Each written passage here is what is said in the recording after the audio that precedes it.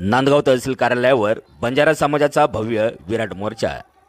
हैदराबाद गॅझेटप्रमाणे बंजारा समाजाला एसटी प्रवर्गाचे आरक्षण मिळावे या मागणीसाठी नांदगाव तहसील कार्यालयावर बंजारा समाज आक्रमक होत भव्य विराट मोर्चा काढला।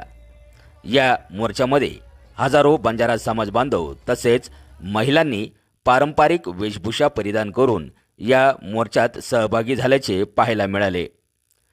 एक गोर सव्वा लाखेर जोरचा नारा देत या मोर्चाची सुरुवात हुतात्मा चौकातून करण्यात आली।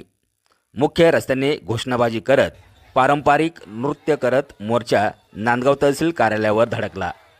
येथे बंजारा समाजाच्या वतीने तहसीलदार सुनील सौंदर्य यांच्या मार्फत मुख्यमंत्री देवेंद्र फडणवीस यांना निवेदन देऊन बंजारा समाजाला एसटी प्रवर्गाचे आरक्षण द्यावे अशी मागणी यावेळी करण्यात आली।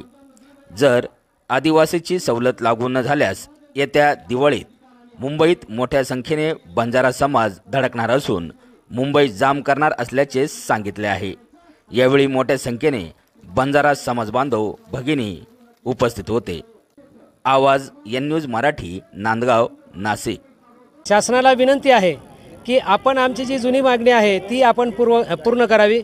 आम्हाला नवीन अनुसूची द्या किंवा नवीन अनुसूचित टाका, मात्र आम्ही आदिवासी आहोत, आदिम जमाती आहोत आणि त्या अनुषंगाने आमची ही मागणी आहे। आम्ही कोणत्याही समाज बांधवात किंवा इतरांमध्ये कोणाकडे नाही या ठिकाणी कोणाला मागणी करत नाही। आम्ही शासनाकडे मागणी करतो आहोत की आमच्या बंजारा समाजाला अनुसूचित जमातीमध्ये सामील करून घ्यावं। खरं तर याचे असंख्य पुरावे आहे, गॅझेट आहे, किंबहुना हे इयत्ता 4थीचं पुस्तक आहे। या इयत्ता 4थीच्या पुस्तकामधील पान नंबर 99 वरती सरळ लिहिलेलं आहे विविध प्रदेश, त्या प्रदेश कोकण, विदर्भ, खानदेश आणि त्याच्या काही बोलीभाषा आहे कोकणी, मालवणी, वराडी, ऐराणी, खानदेशी। मात्र खाली पण असंच आहे गोरमाटी, कोलामी, कोरकू इत्यादी महाराष्ट्रातील आदिवासी जमातीच्या पारंपरिक बोलीभाषा आहे।